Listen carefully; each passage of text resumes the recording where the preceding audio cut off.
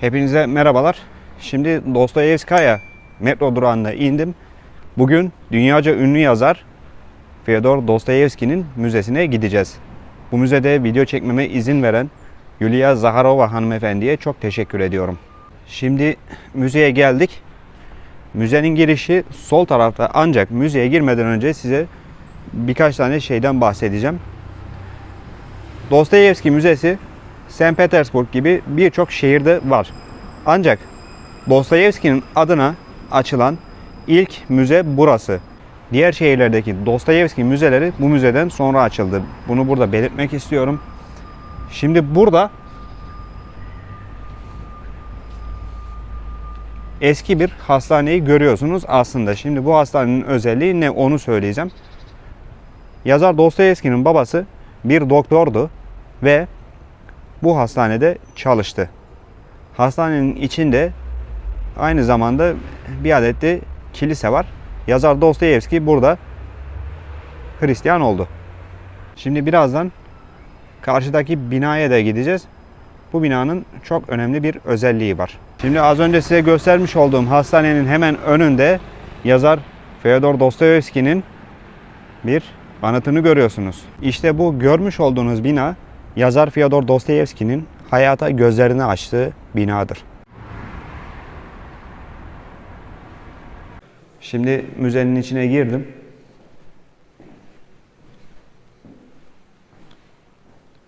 Burada şimdi sizlere önemli şeyler göstereceğim. Burada suçluların çalışma şartlarını anlatan tablolar var. Tam üstte de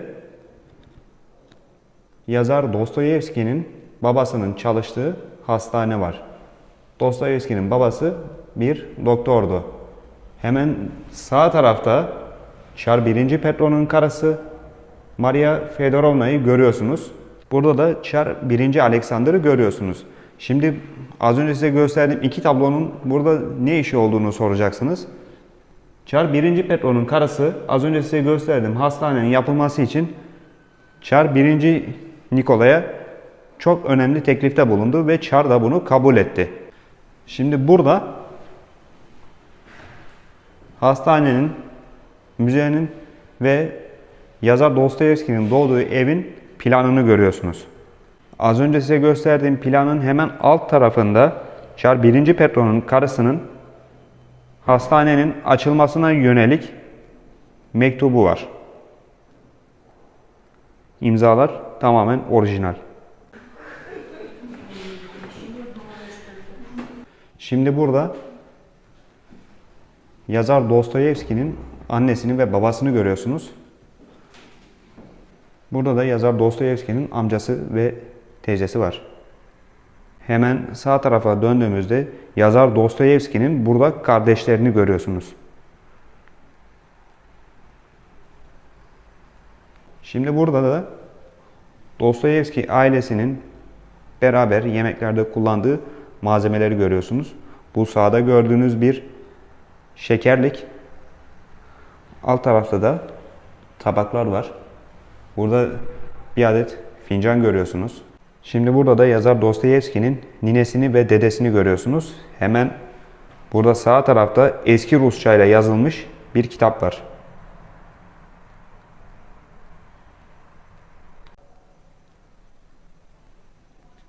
Şimdi yazarın misafir odasındayız. Yazar burada misafirlerini ağırlıyordu. Hemen arka tarafta size göstereceğim yerde yazarın annesinin ve babasının uyuduğu odalar.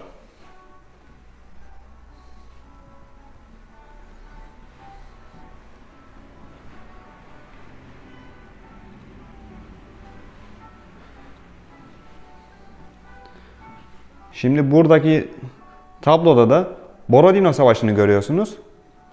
Bu tablonun burada olmasının sebebi de şu: yazar Dostoyevski'nin babası Borodino Savaşı sırasında orduda doktorluk yapmaktaydı.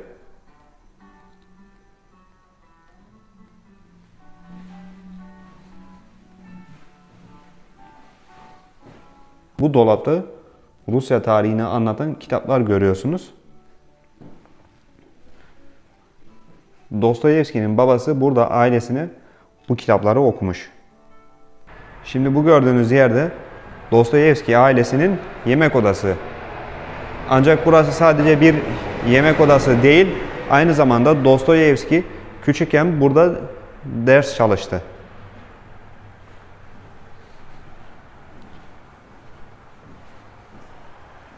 Şimdi burada yazar Dostoyevski'nin abisinin kullandığı masayı görüyorsunuz. Yazar Dostoyevski'nin abisi şu an size bu üstte göstermiş olduğum 3 kitaptan matematik öğrendi. Şimdi bu gördüğünüz masada Dostoyevski'nin bizzat kendisinin çalıştığı masa. Şimdi burada yazar Dostoyevski'nin biyografisini görüyorsunuz. Bu kitap yazar Dostoyevski'nin yazdığı ilk kitap. Bu görmüş olduğunuz mumun eşliğinde yazdı. Şimdi buraya geldiğimizde size gösterdiğim şey de şu. Yazar Dostoyevski'nin el yazısını görüyorsunuz. Aslında bunlar yazar Dostoyevski'nin annesine yazdığı mektuplar.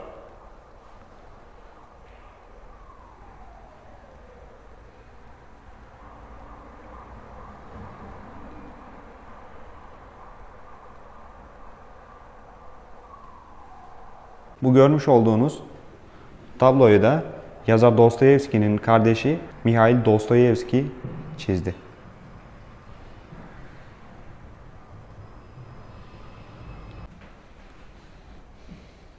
Burası da misafirlerin karşılandığı oda, yani bizim Türkçedeki tabirle giriş kapısı.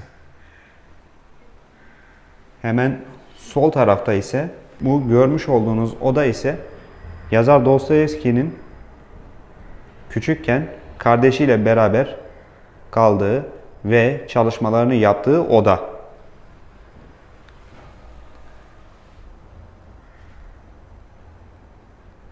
Yazar Dostoyevski ve onun erkek kardeşi bu görmüş olduğunuz sandıkların üstünde uyudular.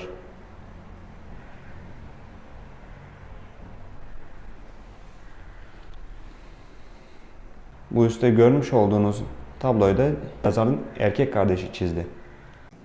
Şimdi bir üst kata geldik ve ben size burada 3 tane tablo göstereceğim.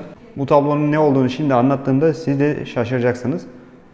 Burası aslında yazar Dostoyevski'nin Petersburg şehrinde öğrenim gördüğü kale.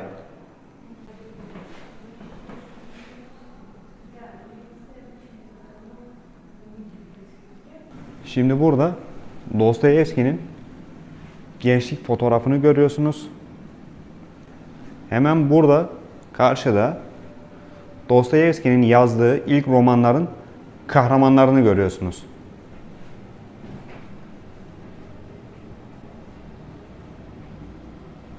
Burada da yazar Dostoyevski'nin yazdığı ilk kitapları görüyorsunuz.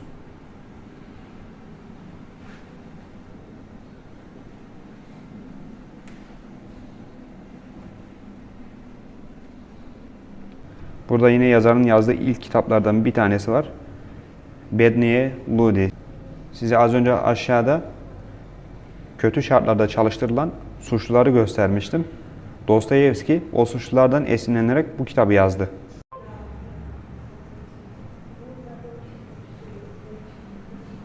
Şimdi burada Honoré Balzac'ın resmini görüyorsunuz. Burada da bir kitap görüyorsunuz. Bu kitap Honoré Balzac'ın Rusça'ya çevrilen bir kitabı. Bu kitabı yazar Dostoyevski çevirdi. Yazar Dostoyevski çok iyi derecede Fransızca bilmekteydi. Burada da yazar Gogol'un bir büstünü görüyorsunuz. Yazar Dostoyevski bir grubun üyesiydi ve bu grup devrimci fikirleri savunuyordu. Daha sonra Çar 1. Nikolay bu durumu öğrendi ve bu grubu dağıttı. Çünkü bu grup Rusya'daki sosyal sistemi değiştirmeyi düşünüyordu. Ve yazar 8 ay boyunca bugün St. Petersburg şehrinde bulunan Petropavlovsky Katedrali'nde hapsedildi. Şimdi burada da yazar Dostoyevski'nin yoldaşlarını görüyorsunuz.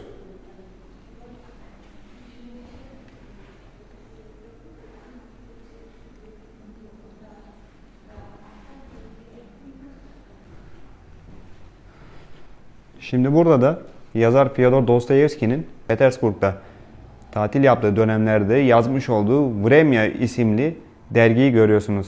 Vremya Rusça'da zaman demek. Bu arada saat çok ilginçmiş. İlgimi çekti. Şimdi burada da size az önce göstermiş olduğum Vremya isimli dergide yazan yazarları görüyorsunuz. Bu yazarlardan en ünlüsü ise size şimdi göstermiş olduğum Turgenev. Şimdi burada gördüğünüz koridor yazar Fyodor Dostoyevski'nin Avrupa'daki hayatını anlatıyor. Sağ taraftaki görmüş olduğunuz görseller yazarın Almanya'daki hayatını anlatıyor.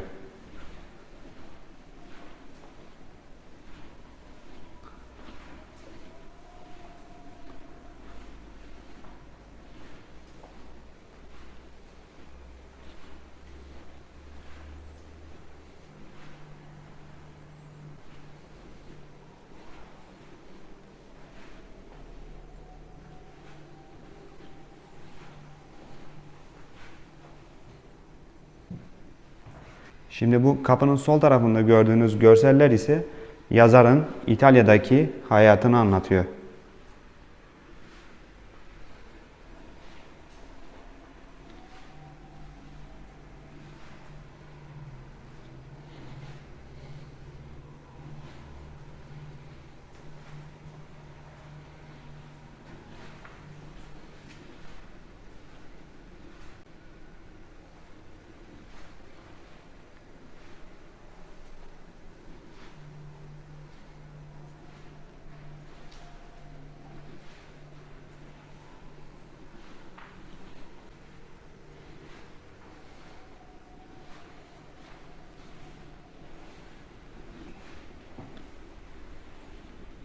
Şimdi burada size gördüğüm en ilginç odayı göstereceğim.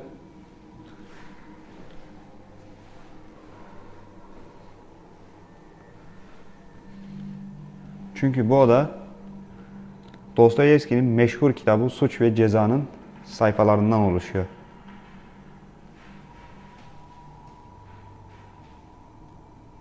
Burada kitabın Rusça adı yazıyor. Преступление и наказание. Rusçası bu. Şimdi burada da kitabımızın meşhur kahramanı Raskolnikov var.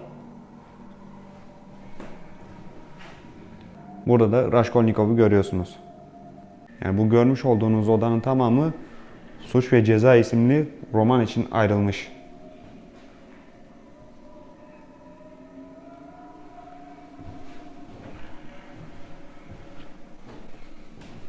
Şimdi de burada Dostoyevski'nin İgrok isimli romanı için ayrılan odayı görüyorsunuz. Burada da metinler var.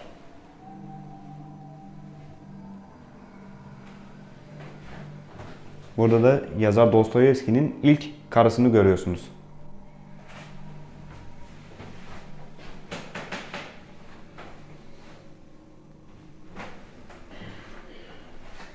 Şimdi burada da yazarın İdiot adlı eserini görüyorsunuz.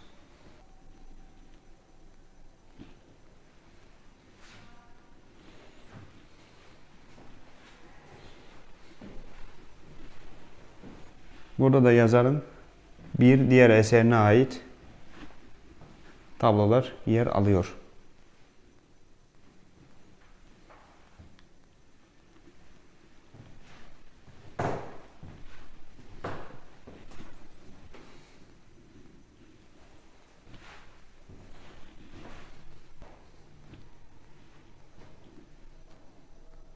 Az önce size bahsettiğim eserin adı B'si. Yazar Avrupa'da yaşadıktan sonra Petersburg şehrine döndü. Şimdi burada yazarın Karamazov Kardeşler isimli romanını yazdığı masayı görüyorsunuz. Masada da yine kullanmış olduğu malzemeler var. Bu görmüş olduğunuz yazarın kalemi.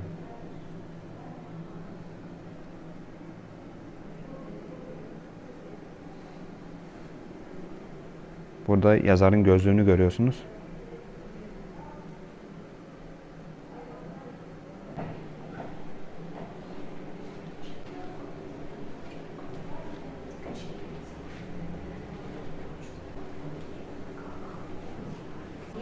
Şimdi ikinci katta görmüş olduğunuz bu son odaya gideceğiz.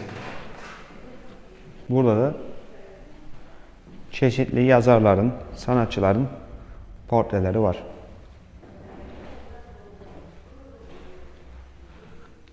En üstte ise Alexander Pushkin'in portresi var.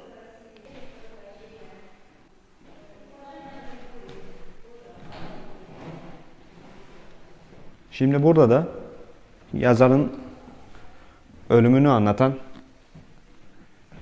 eserler var, fotoğraflar var.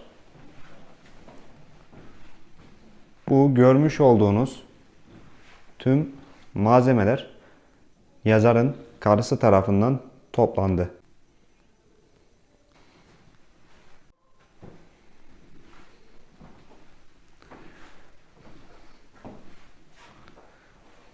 Burada yazarın büstünü görüyorsunuz. Burada da maskesini görüyorsunuz.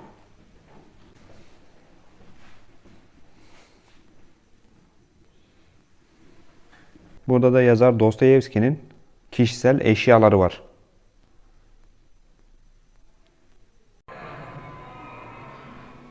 Şimdi bu müzedeki üçüncü ve son kata geldik.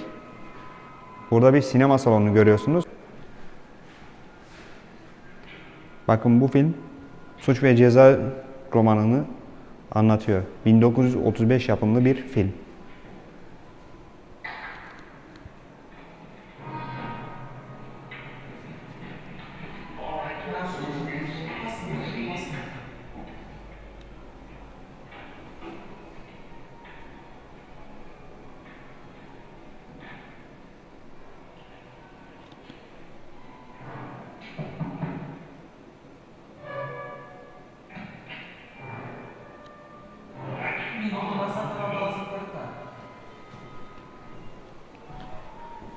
Şimdi burada da Raskolnikov isimli filmi görüyorsunuz. Bu filmde yine suç ve cezayı anlatıyor. 1923 yapımlı.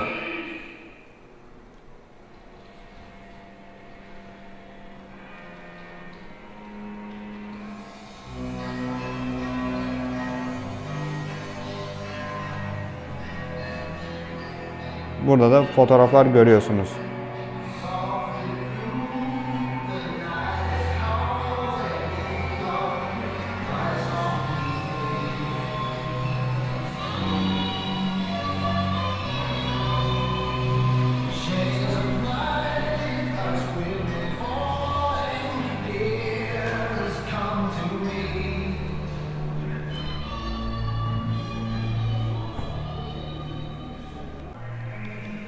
Şimdi diğer salona gidiyoruz.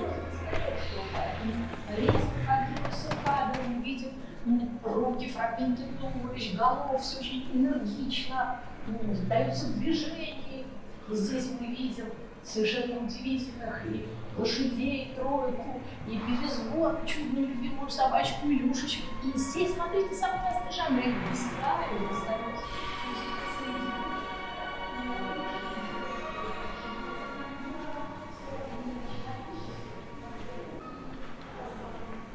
Şimdi burada yazar Dostoyevski'nin çeşitli dillere çevrilen kitaplarını görüyorsunuz. Şimdi müzenin ikinci ve üçüncü katı hakkında ilginç bilgiler vereceğim. Müzenin ikinci ve üçüncü katı bundan 5-6 yıl öncesine kadar hastane olarak kullanılıyordu. Ancak yazarın 200. doğum yıl dönümü münasebetiyle Rusya Devlet Başkanı Sayın Vladimir Putin ikinci ve üçüncü katlarında müze olmasını istedi. Hatta bu müzeyi Rusya Devlet Başkanı Sayın Vladimir Putin bizzat kendisi ziyaret etti. Şimdi bu görmüş olduğunuz odada Suç ve Ceza romanını anlatıyor.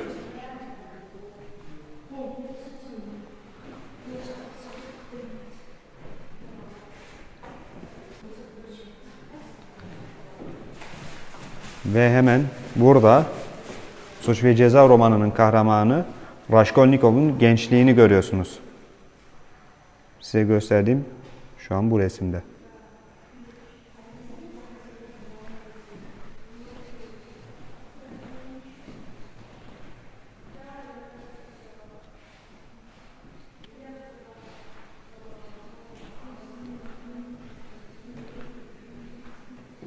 Bakın burada da Raskolnikov var.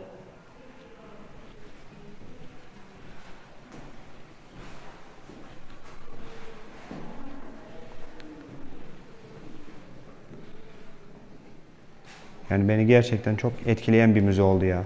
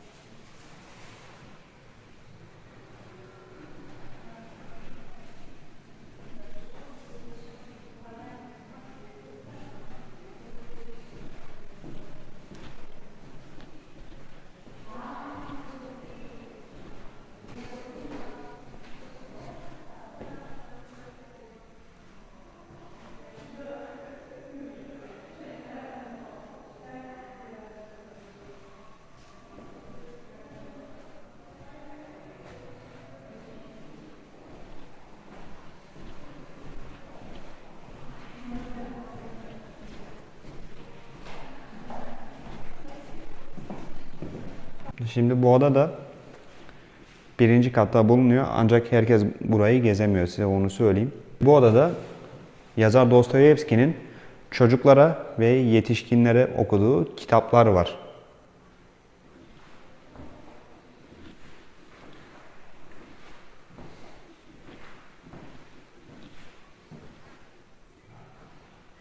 Burada kitapları kulaklıkla dinleyebilirsiniz.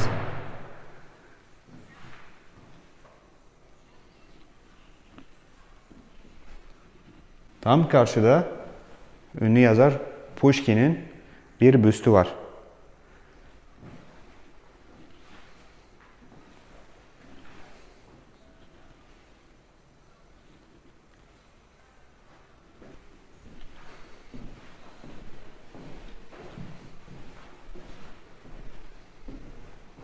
Bu arada burada çok ilginç süslemeli bir mobilya gördüm. Onu da size göstermek istiyorum. Burada da yine kitaplar var. Ekranda da kitapları bu şekilde incelemeniz mümkün. Dostoyevski, Suç ve Ceza. Kendi uydurduğun bir yalanı söylemek, başka bir ağızdan işitilip tekrarlanmış bir gerçeği söylemekten hemen hemen daha iyidir. Birinci ihtimalde sen bir insansın. İkincisinde ise bir papağandan hiç farkın yoktur. Ve şöyle bitiyor. Sen kimsin? İnsan mı?